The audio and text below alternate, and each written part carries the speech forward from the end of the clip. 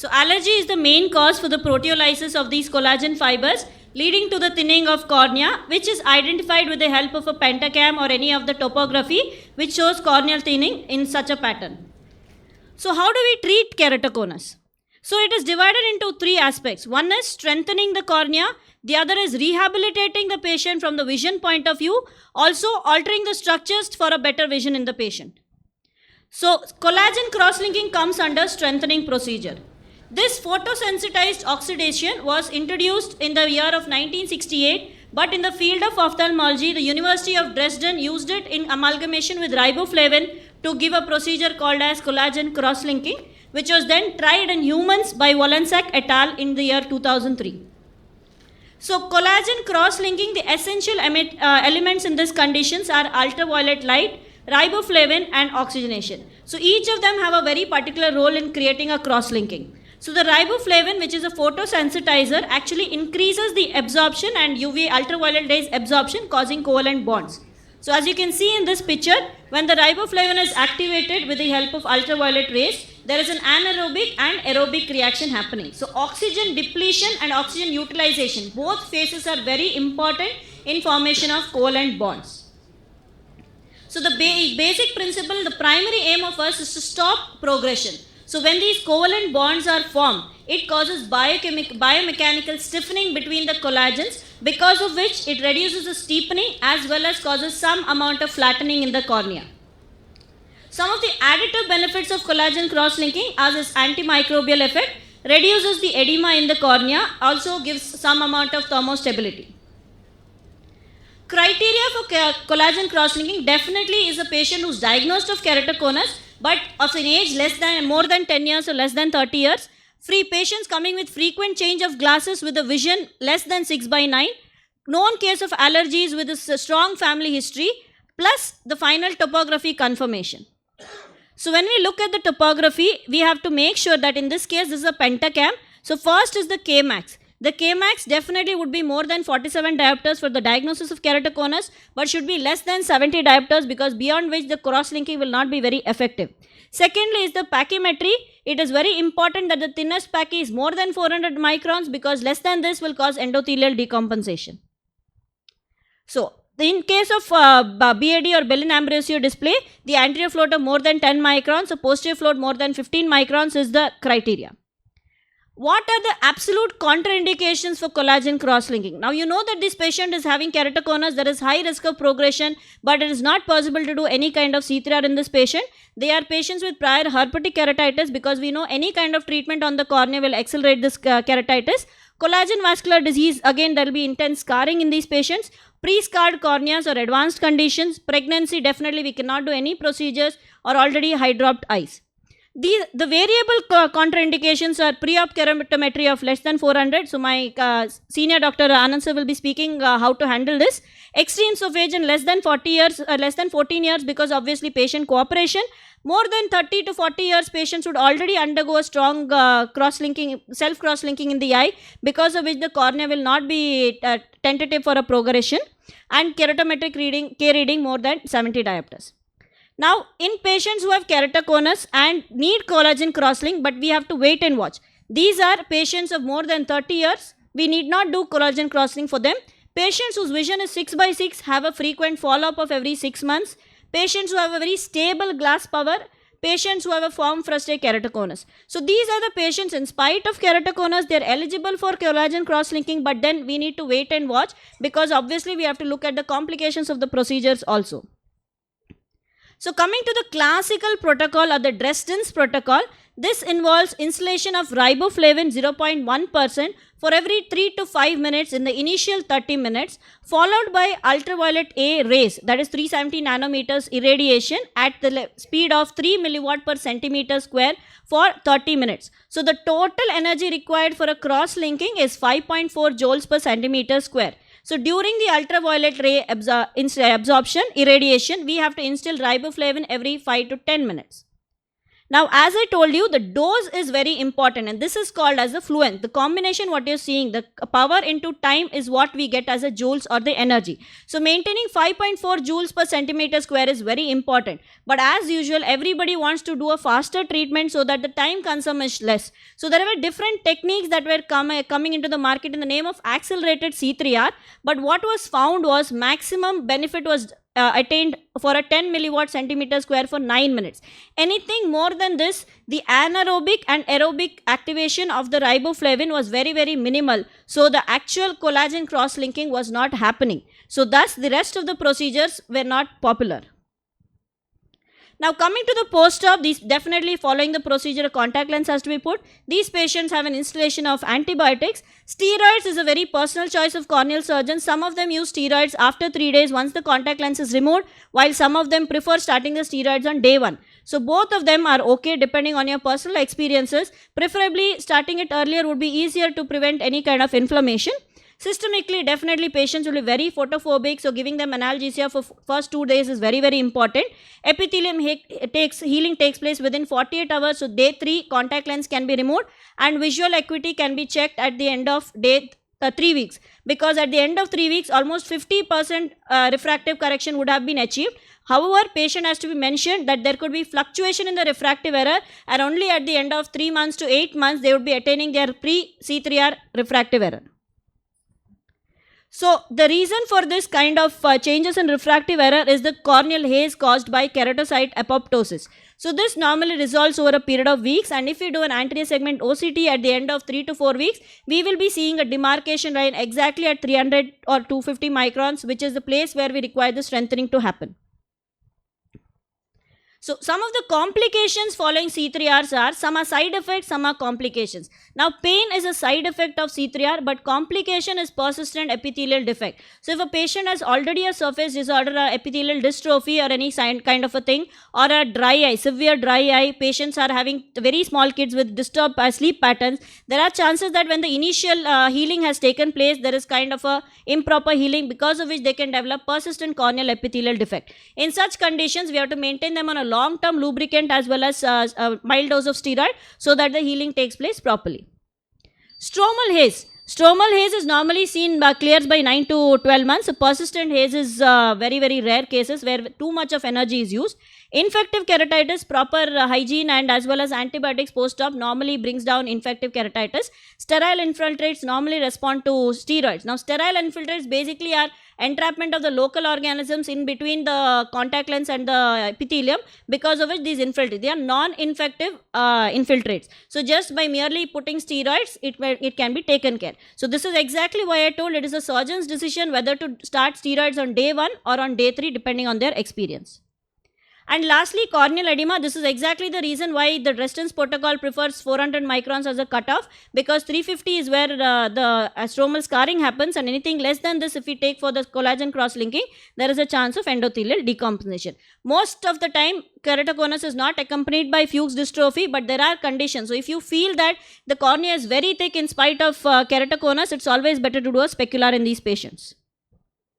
And this is one of the latest technology which is in the market called as a collagen cross-linking in the slit lamp or a customized collagen cross-linking. So, as I said, we have certain pachymetric criteria to do collagen cross-linking. So, in customized collagen cross-linking, exclusively where the cone is very, very thin, we have a lesser amount of energy being placed, whereas when the cone is very, very thicker, that area we have a higher energy being placed. So, this is how a collagen cross-linking is done. Now, I would like to introduce my mentor, Dr. Anand Balasubramanian sir. So, he has been working in Shankara Eye Hospital as a senior consultant in the Department of Cornea, Refractive and Cataract Surgery. So, he has immense experience in the field of cornea, keratoconus as well as keratoplasty and ocular surface diseases. So, sir, kindly take over.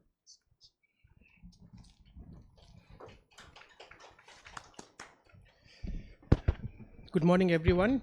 At the outset, I'd like to thank Dr. Sanjana and KSOS for giving me the opportunity.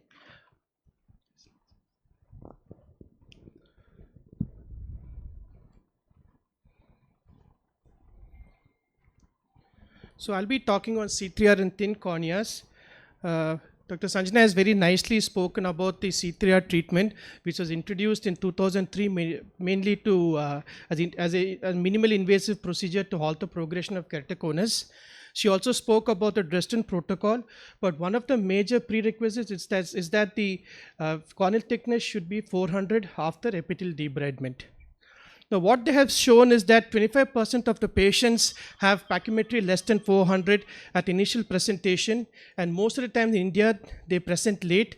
And the risk of doing CXL in such patients is that it can lead to significant decrease in the endothelial cell count and the stromal scarring. And Wollensak has shown clearly that anything beyond 0.37 milliwatts can cause toxic damage to the endothelial cell layer. Now, there are various modifications that have been spoken about. The main thing is we can either preserve the epithelium in the form of a transepithelial CXL, or you can leave a small skirt of the epithelium around the area of the thinnest pachy, and then you can also do the iontophoresis assisted cross-linking, or you can do a stromal augmentation in the form of hypoosmolar riboflavin. You can use stromal lenticules, which we get from post-SMILE, or you can do a contact lens assisted CXL, and even FILI or the femtosecond, the intrastromal lenticle implantation, or the new concept of the adaptive fluence. The essential thing that we need to understand is that we need to keep enough distance of the endothelium from the UV rays that are focused on the corneal surface. Now, coming to the transepithelial CXL, it is a CXL done where the epithelium is not removed, basically to reduce the chances of postoperative pain, infectious keratitis, and stromal haze. Now, the challenge of this procedure was that since the riboflavin is high molecular weight, it does not penetrate intact epithelium. So we need to use penetration enhancers like EDTA and BAK. And riboflavin soaked in the epithelium alone would cause attenuation of the CXL effect and even inadequate stromal concentration of the riboflavin. And the depth that we get is much shallower as compared to the original Dresden protocol. And even the studies, the biomechanical and histopathological studies have clearly shown that the biomechanical rigidity that we get is only 1/6 of the original Dresden protocol. Coming to the hypoosmolar riboflavin, so we temporarily induce the swelling by removing the dextran component from the riboflavin solution. Here it is the epi-off. So the isotonic riboflavin is put on the eye for half an hour, after which an intra-pachymetry is done. If the pachy does not reach up to 400, then we keep using the hypoosmolar riboflavin every 20 seconds till the pachymetry comes to 400 and above, and then the routine CXL is done. Now, studies have shown that the cornea can swell up to even 110 microns following the hypoosmolar application. It effectively halts the progression. But the thing is, as compared to the original protocol, the efficacy was slightly lesser. The reasons what attributed was they said that the stromal protoglycans absorb this the solution, and it forms collagen-free lake, and it reduces the number of collagen fibrils available for the CXL. And because of the stromal hydration, there is a diffuse the lower oxygen transport, thereby reducing the efficacy of CXL.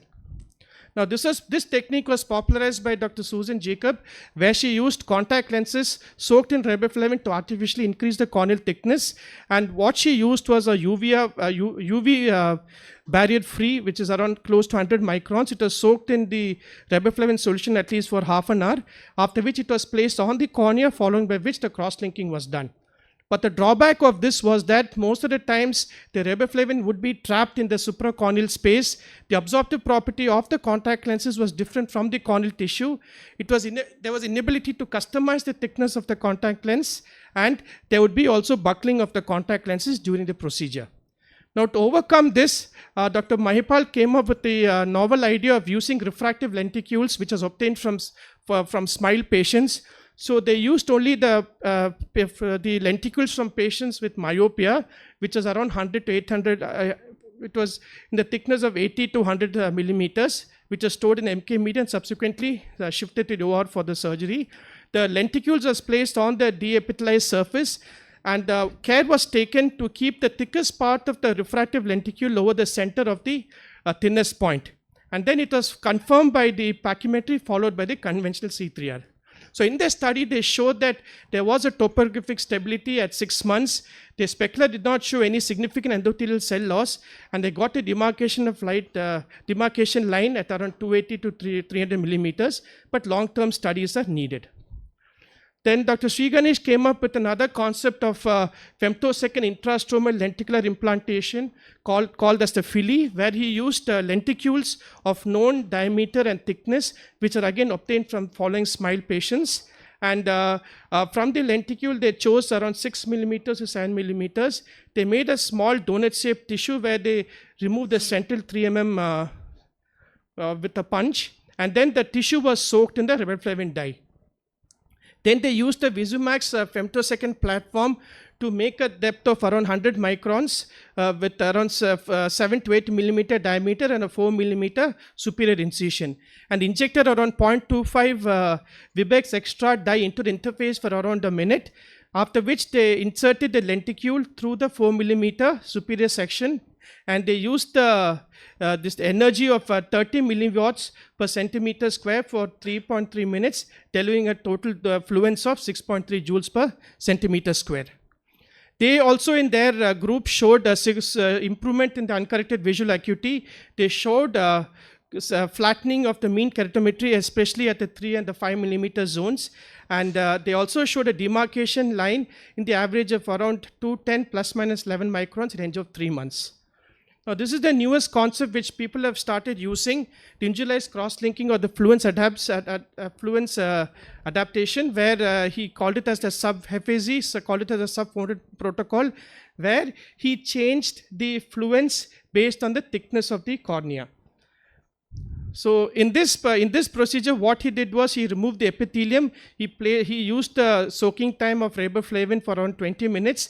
Then he checked the intrapachymetry to look at the thinnest location, and then he used the nomogram based on the thickness. And in his study, he showed more than 90% people improved tomographic stability at the age of 12 months after surgery, and there was no endothelial decompression that he saw.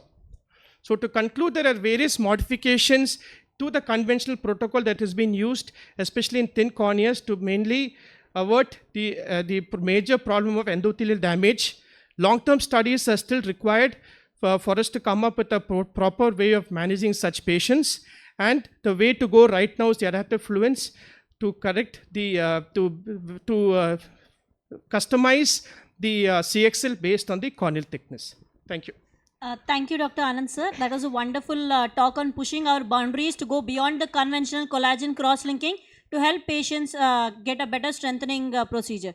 Now I would request Dr. Vinay Pillai sir to take the dais. So sir will be talking about those wait and watch patients, what better can we give them along with strengthening, that is refractive surgery for keratoconus. So Dr. Vinay Pillai sir is the head HOD of cornea department in Giridhar Eye Institute. So sir has lot of accolades in his name and is a pioneer in ocular surface disease management. Over to you, sir. Thank you. So refractive surgery in keratoconus. As I was telling Sanjana, this is a very wrong concept for me. Disclaimer: I don't do refractive surgeries in keratoconus. So coming to, let's briefly summarizing. This is my preferred choice for cross-linking, and in keratoconus, for me, the aim of treatment is to make the patient see well in whatever way it is possible and prevent the disease from progressing. So that is where the so-called plus procedures come with CXL. So any procedure combined with CXL, you can call it a CXL plus. So these are the various plus procedures available, and definitely I don't do clear lens extraction for keratoconus. I don't do any LASIK or PRK for refractive correction in keratoconus. Most of the cases which I see which require cross-linking either undergoes a PTK or a topo-guided PRK. Then some of them intracorneal ring segments, and very few phakic lenses. This is what I do. Now we'll come to cross-linking with PTK. The machine which I have access to Excimer, EX500. So we use a 6.5 optic zone with 8.3 millimeter diameter ablation zone, 50 microns ablation for all cases. This is followed by an accelerated cross-linking, and this is a small data which we had done initially when we started doing PTK compared to mechanical debridement. So when we do PTK, the obvious question that is asked is, why subject the patient to PTK? It's additional expense for the patient. Is there any advantage of doing a PTK along with cross-linking compared to, manually debriding the epithelium? So that is the reason why we took out this data. So this is what we got the results as vision, uncorrected vision improved early in this group of patients who underwent PTK. But then the best corrected vision, there was no significant change between the groups. The group which had, PTK with cross-linking when was compared with mechanical debridement showed a significant, compared to the other one, gain in the visual acuity compared to the manual debridement.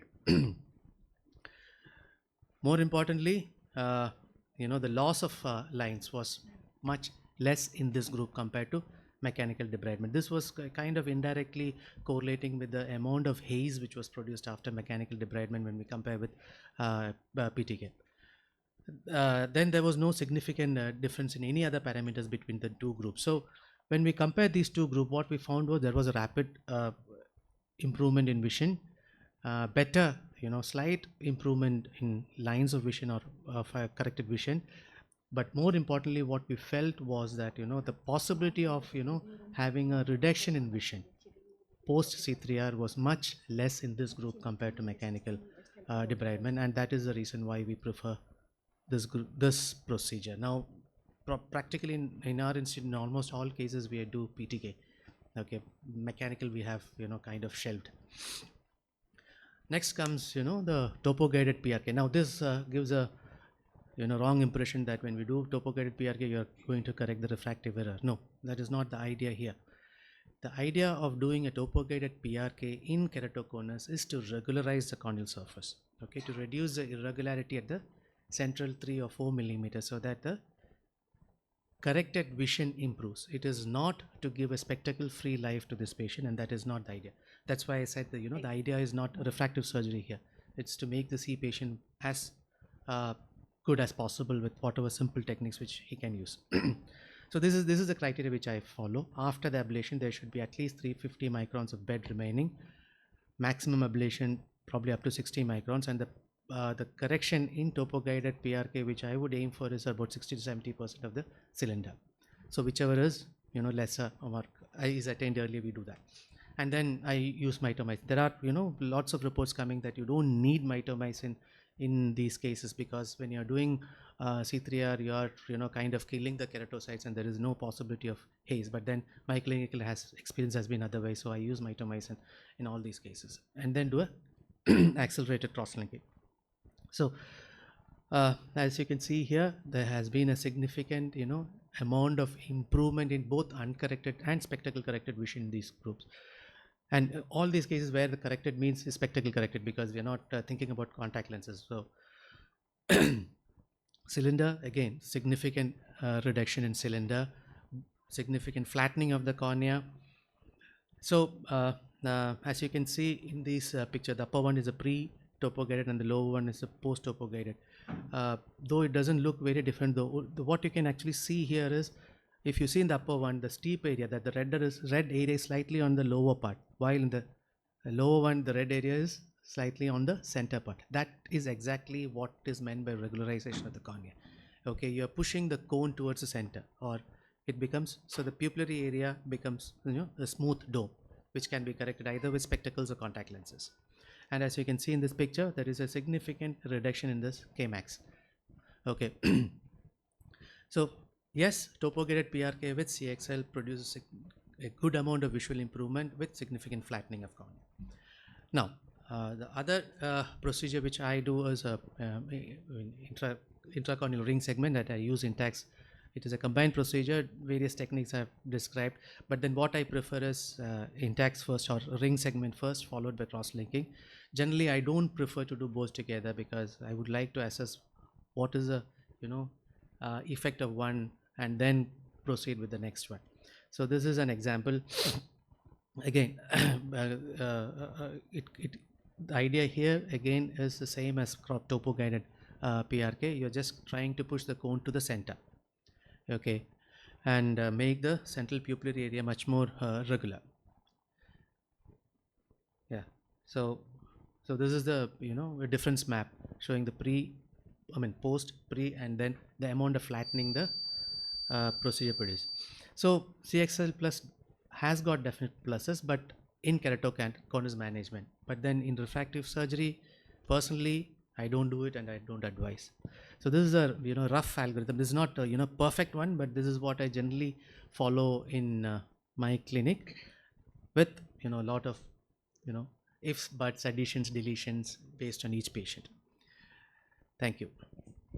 Thank you very much, sir. As rightly said, refractive surgeries in keratoconus is a very dicey decision because we are responsible for their future corneal aberrations which are going to be created, or corneal bending. So most of the time the challenges faced is when a refractive patient comes and accidentally we find out that this patient is having keratoconus. So in these conditions, as sir said, if the vision is 6/6 and the patient is really eager to undergo a refractive surgery, we need to give them a reality check that in future their cornea can get damaged. So if the patient's age is above 35 years, most of the time if it's a male patient, then it is the patient's risk on which procedures would be considered. So that is why it's very important for us to tell them the true facts about refractive surgery. So now I would request Dr. Anita madam to take the dais. So madam will be talking about vision corrections which are non-surgical, that is mainly the contact lens usage. So Dr. Anita madam is a senior consultant at Trishur Hospital, as well as she is the unit chief at LF Angamali. So madam has lot of papers in the department of cornea and has multiple presentations to her name. Kindly take over, ma'am. Good morning. So we are privileged to be the opening batsman of our annual Drishti conference, and wishing our annual conference Drishti 2024 a huge success. So I'll be talking about, so I have been asked to talk about what is modern, what is happening in the contact lenses, what are the developments in the contact lenses, options for keratoconus. So the objective of my presentation is to understand the latest advancement in the contact lens technology and to discuss the benefits, challenges and indications for the newer lens designs. We all know that spectacle correction has a limited role in irregular corneas, but it can be used in early cases. But there is disadvantages for these spectacle options because of the high amount of corneal toricity, the changing refractive error due to the progression of the disease, because they will be having fluctuating visual acuity with the spectacles. So we traditionally treat them with whatever available, that our RGP or the rigid gas permeable lenses, and nowadays clearer lenses is also widely used. And of course there are challenges for a contact lens practitioner, because in addition to good vision, the patient always requires comfort and lens tolerance, otherwise they won't use the lens. And also aftercare visits are very important to know the progression of the disease, to assess the fit of the contact lens, and to know whether any pathological changes are happening with the contact lens wear.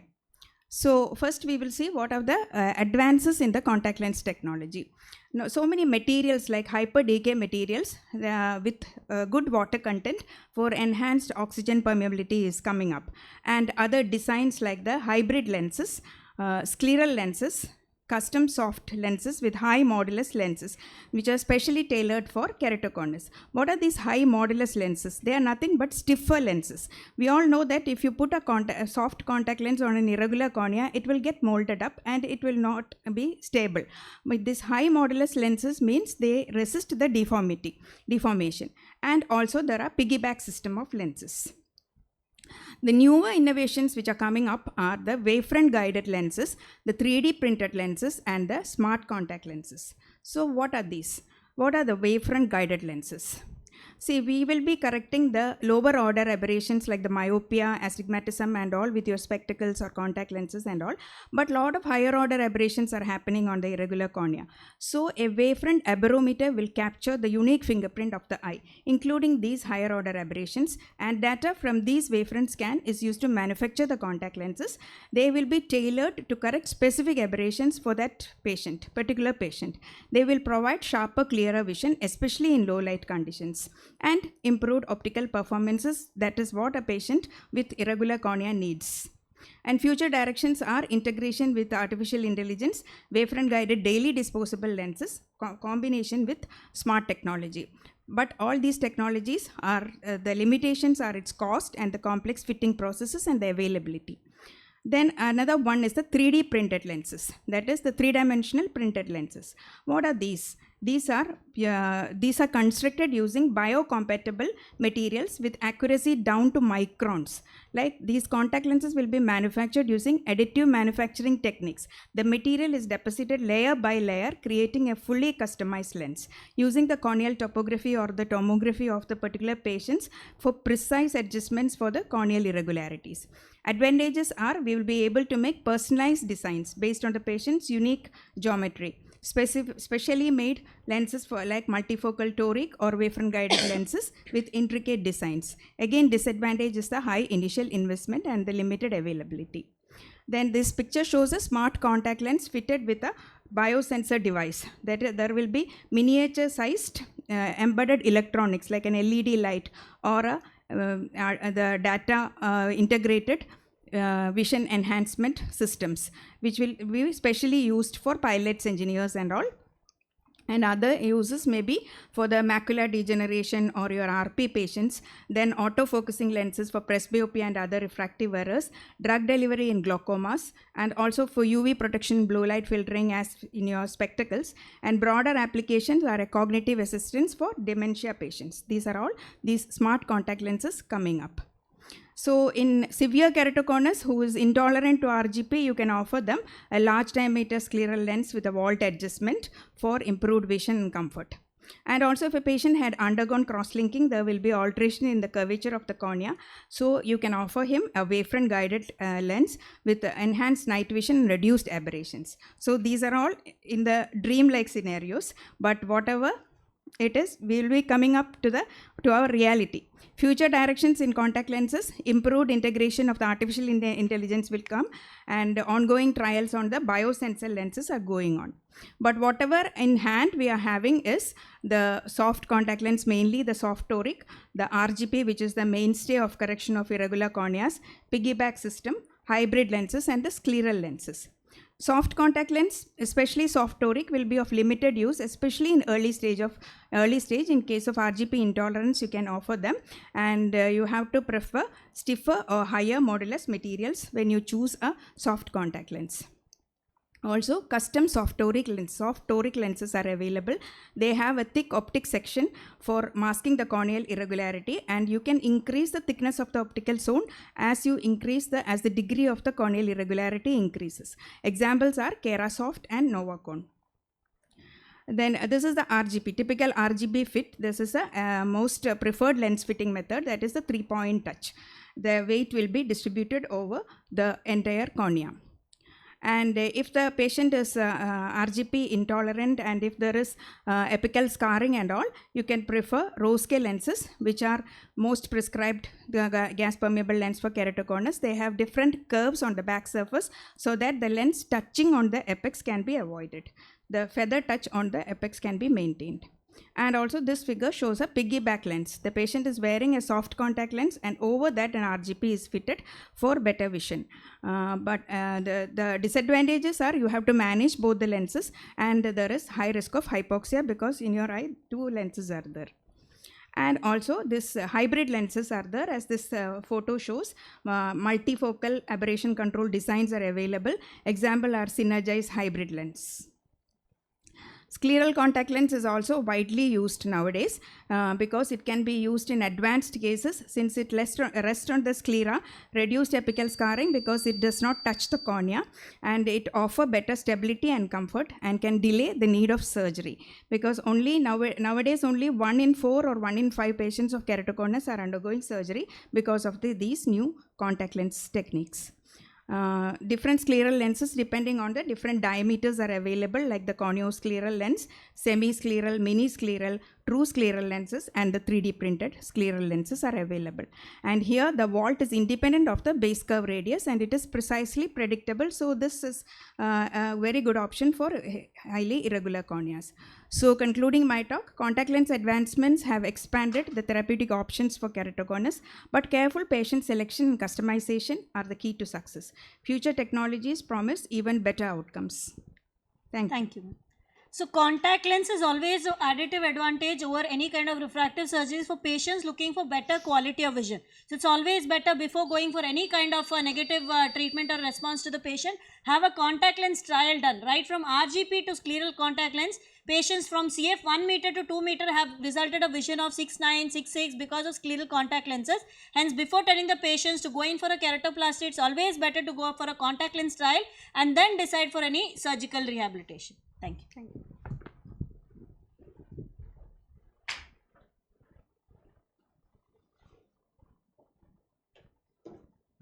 So, unfortunately, Dr. Preeti madam, who was supposed to speak on CARES, and Dr. Sanjeev sir, who was supposed to speak on keratoconus, was not able to make it to the conference. So, I'll be taking over the topic. So, those who are not ideal for contact lens, whose vision is not improving following contact lens trial, are the ones who would prefer for keratoplasty in keratoconus. So as you can see, this is how it is. So if you are going to remove the entire cornea, it is called as a penetrating keratoplasty or optical keratoplasty. If you are only going to alter the upper two-thirds of the cornea, it will be called as a deep anterior lamellar keratoplasty. So indications are poor vision recovery with contact lens, intolerance to contact lens, healed eye drops or severe scarring, advanced keratoconus with apical scarring. So benefits of doing a partial thickness versus a full thickness is that there is no endothelial graft rejection, which is the most dreaded complication. Early visual rehabilitation because the endothelium is intact and the suture removal can be done faster. Better biomechanical support because it is not an open sky procedure, because of which we are not altering the glaucoma aspect. Extraocular procedures, extraocular like avoids open globe complications as mentioned, suprachoroidal hemorrhages if you are doing a DALC over PKP, and shorter course of steroids. So, preoperative evaluation is the ocular surface analysis. Topography has to be done in these patients. Ideal pachymetry has to be taken because we need to find out where there is scarring and where the cornea is intact. Axial length and IOL calculation, because if we are doing a deep anterior lamellar keratoplasty and it gets converted into a PKP, always a backup IOL is very important. Now, when we do a topography, it's very important to see that the pachymetry is pretty decent, not less than 200 microns, because then it becomes difficult to operate. So this is the Sandeli's Fourier domain OCT classification. So in this case, when we are doing an OCT, stage 3, where maximum posterior displacement of the hyperreflectivity is seen, these are maximum where we can go with a deep anterior lamellar keratoplasty. Anything more than this with a full thickness scarring, it is always better to go for a penetrating keratoplasty. So DALC techniques are divided into the manual DALC, a layer by layer technique. This is normally safer for beginners because we can decide the depth up to which we are going and the perforation chances are very, very less. Now to have a much better visual acuity in the patient, the big bubble Anwar's technique of big bubble DALC is very, very preferred. So then we have the femto assisted DALC. For those who have an access to femto, a femto assisted DALC is much more safer. So coming to the big bubble DALC, we have the type 1 bubble, type 2 bubble as well as a type 3 bubble. Now type 1 bubble is a bubble where it separates the Duas layer at the Duas layer. So because of which it is very thick. It is a very well formed bubble of around 6 to 7 mm, and this is the layer separation between the Duas layer and the posterior cornea. So now this Duas layer was after the introduction is when they found out that this is much better than going for a type 2 bubble, and type 2 bubble basically separates the Duas layer from the Descemet's membrane. Now Descemet's membrane is very thin, as we know when we are doing a cataract surgery we can definitely make out the integrity of the Descemet's membrane. So the chances of rupture in case of this is very, very much higher. Now sometimes you may get a double bubble which has a Duas layer separation as well as the Descemet membrane separation. This is also okay. So this is a proper video where it is showing procedure of layer by layer DALC. So exactly this is the reason why it is safer, because once the anterior 300 micron is removed, then slowly the stromal fibers are separated to an extent where we see a shiny glassy cornea. So because of which for the initial beginners, you don't lose your confidence because most of the cases get converted to PKP while doing a big bubble. So this is a confidence booster for the beginners. So slowly, layer by layer, the corneal stroma is removed until we go to the thinnest part and we get a shiny smooth cornea. Because the posterior cornea is always much more smoother compared to the anterior cornea.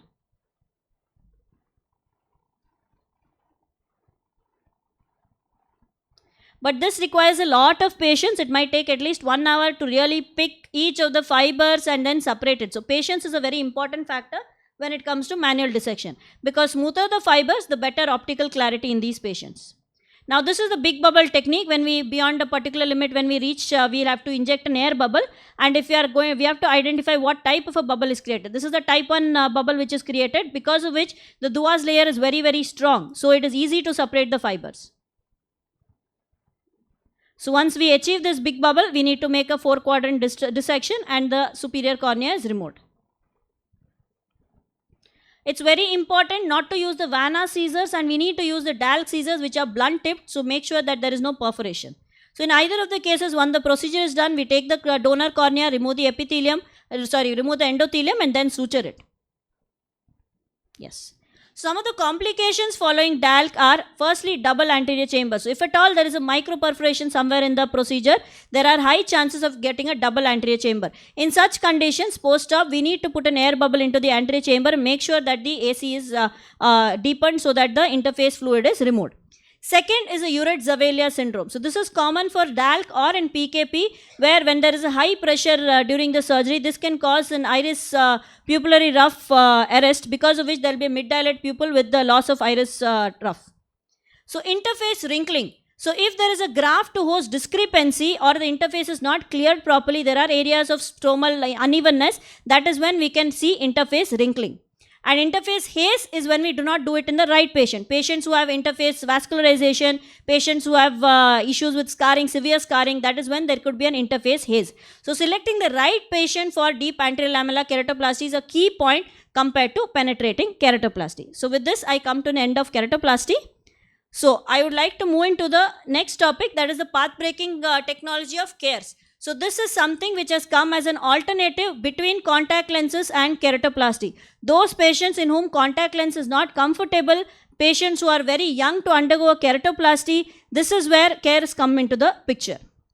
So the technology or the principle behind CARES is nothing new. With the advent of intracorneal ring segments since the 2000 onwards, this is the same technique which is used in case of corneal allogenic ring segments. The only difference is that ICRS is a PMMA lens. So because of which there are serious complications long term when the lenses are being placed inside, such as segment migration, intrusion or extrusion, overriding. But the most dreaded complication is vascularization. So following intacs, in case there's a corneal vascularization, this acts as a hindrance for future consideration of DALK because of interface issues.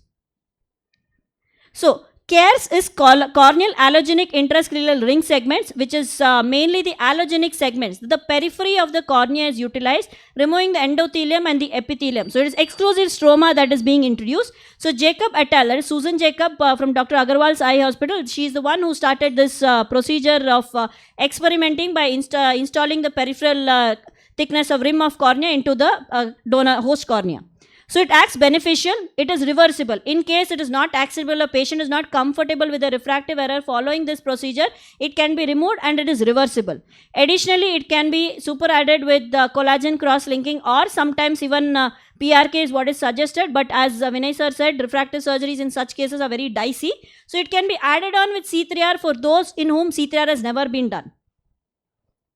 So the indications for CARES is keratoconus. Other than that, we have pellucid marginal degeneration, post-LASIK ectasia or post-ICRS melts, where the ICRS is removed and into the same tunnel we consider putting the CARES ring. So complete absolute contraindication are autoimmune diseases, collagen vascularization and immunodeficiency diseases, where obviously we cannot do anything over the cornea. And local contraindications are intense central scarring, where definitely there will be no alteration or flattening noted, or prior herpetic diseases.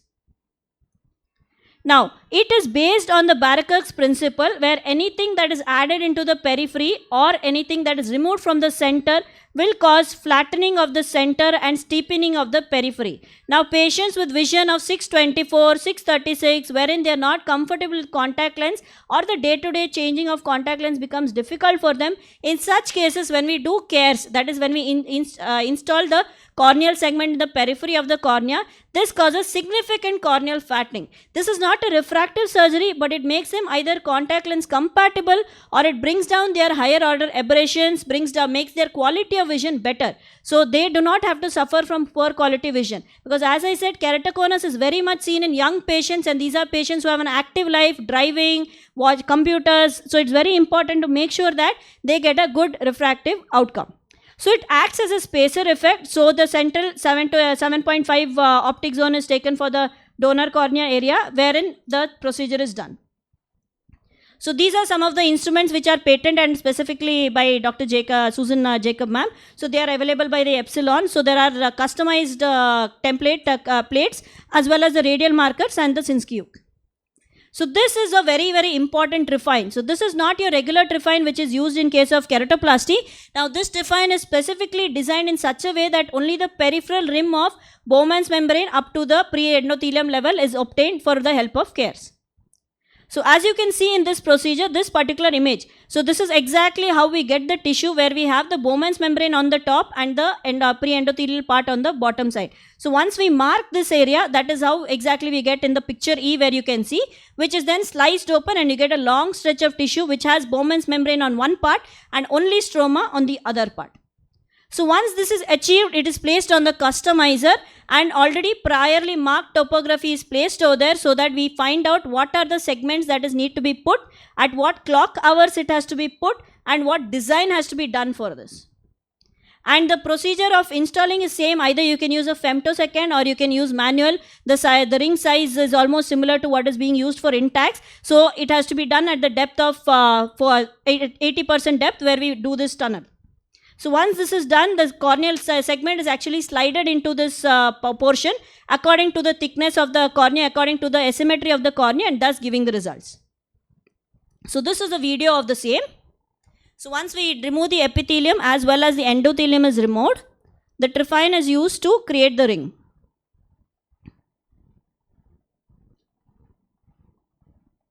So it is very important to mark, because if this marking is not done, we are going to get confused which is the Bowman's part and which is the stromal part.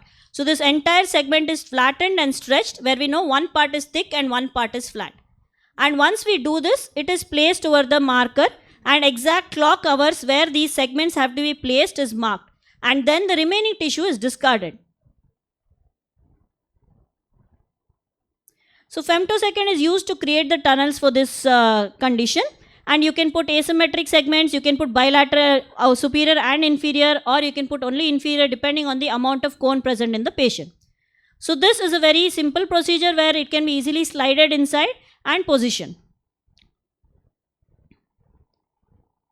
So the chance of perforation because of the thickness of the rigidity of the PMMA, all those things are negligible in this condition. So on top of this, the epithelium of the host can be debrided and a C3R can be done as a top-up procedure. So now this was how CARES came into the practice. Now after which, looking at the patient's response, there was customized care which was introduced. Now the thickness of typical ICRS design is very, very uniform. Whereas in case of CARES, it is very customizable. So looking at the patient's topography, we can definitely customize it and see whether to thin it or thicken it at particular areas. So these are some of the customizable segments which are available. So you can see some of the examples here. So patient's topography actually changes. So we do not give them 6/6 vision, but if they are getting it, the refractive error, you can see that the AR doesn't change significantly, but the quality of vision of these patients definitely improves.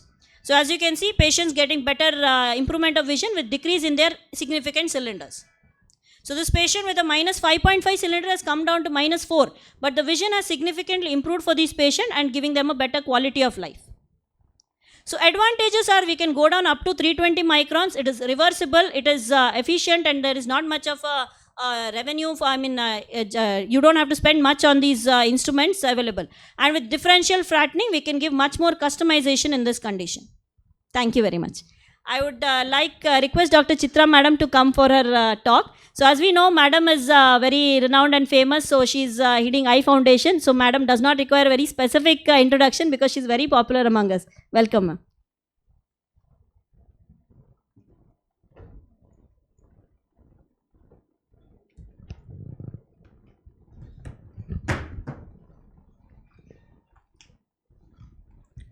A very good morning to one and all of you, and thanks, Sanjana, for such a warm introduction. And I am truly grateful to Dr. Bastin and all at Kerala State Conference for giving me this opportunity to present amidst you all. So my due is actually, I didn't realize this session is on keratoconus. Anyway, this topic has been put here. So I think all of you have to mentally change your gears because this topic has nothing to do with keratoconus. So my due in the next few minutes is to talk to you all about IOL choice after laser vision correction and RK. Now we all understand, all of us know that refractive procedure is on the hike.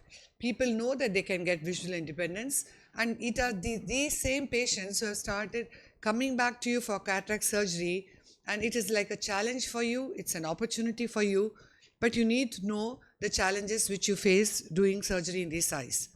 There is a conundrum here because all the traditional IOL formula assume that the cornea is spherical, which is not so, and the effective lens position is a function of the anterior chamber depth, which is geometrically determined by the keratometry.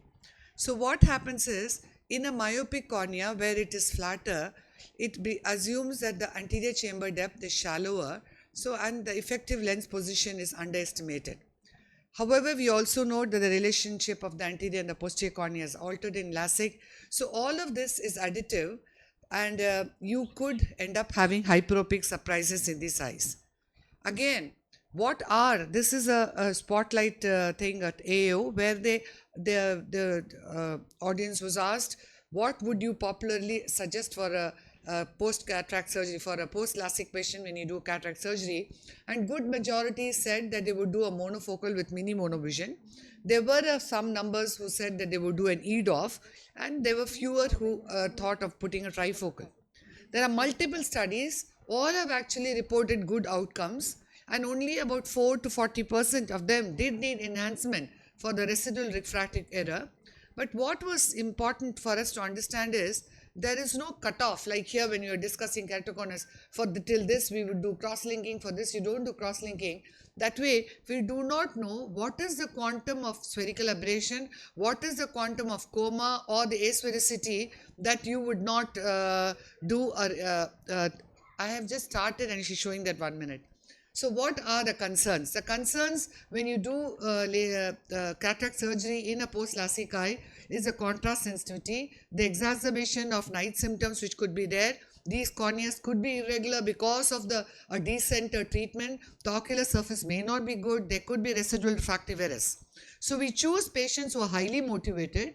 We should remember, we should ask these patients, did you have good vision after your primary refractive surgery? Did you have any night vision problems? And with that we choose.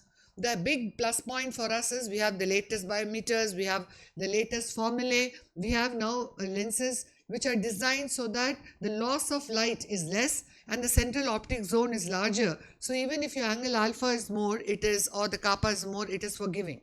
We need to look at the topography to see whether it's a centered treatment, there's no irregularity, look at the ablation pattern, look at the residual, look at the quality of the ocular surface, treat the dry eye status, definitely look at the retina. If there's anything in the macula, do not put premium IOLs here because of the loss of contrast. A wavefront aberrometry will tell you about the higher order aberration, the spherical aberration, the coma, and how do you select your patients. Important thing is, we need to know in myopic LASIK, positive spherical aberrations are induced. So you need to counter it by putting negative spherical aberration lenses, and most of our lenses are negative spherical aberrations now. If the patient has hyperopic LASIK, there's a lot of negative spherical aberration is created. So you have to put a positive spherical aberration lens. And if it is an irregular ablation, then you put an ablation free lens. Now all these lenses do very well in a normal eye. So what is it special in post-LASIK? We need to use the best of formulae. The Barrett-Truquet seems to make real good sense, the Higgy-Cell, and probably the ASCRS calculator, which has come up to a big change. However, the Barrett-Truquet toric calculators are the answer for these eyes if they come in with astigmatism, and multiple studies tell us that 75% accuracy is possible within 0.5 diopter of target in a myopia classic. In other words, myopia classic does better, then does PRK, then hyperopia classic. So then coming to individual cases, now this was a patient who had a fair amount of cylindrical power, had a myopia classic. You do a topography, you do an eye trace says the patient has astigmatism. So then you need to look at the central cornea, whether in the central 3 millimeters it's a regular bow tie. You should check in two modalities. The astigmatism difference should not be more than 0.75.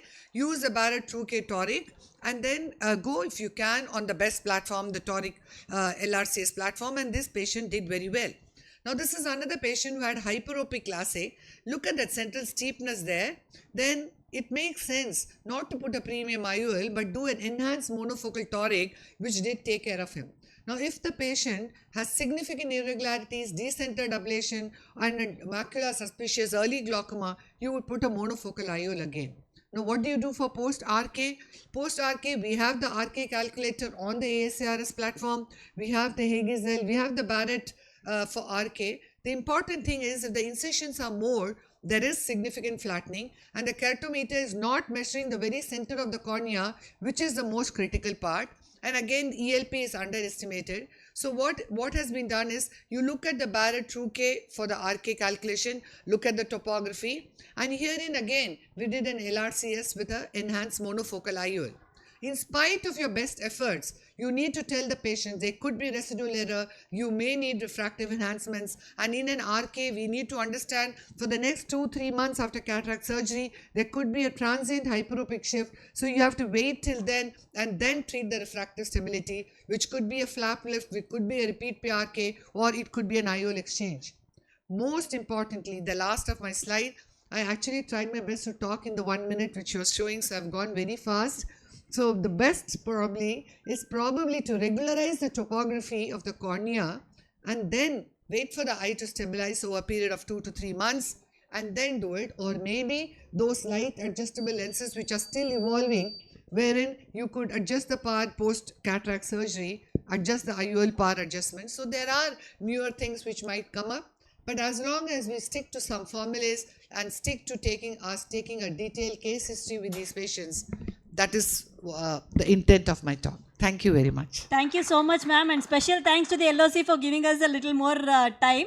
So with this, we conclude the keratoconus session. So unfortunately, there will be no panel discussions in our session. So over to the next session. Thank you.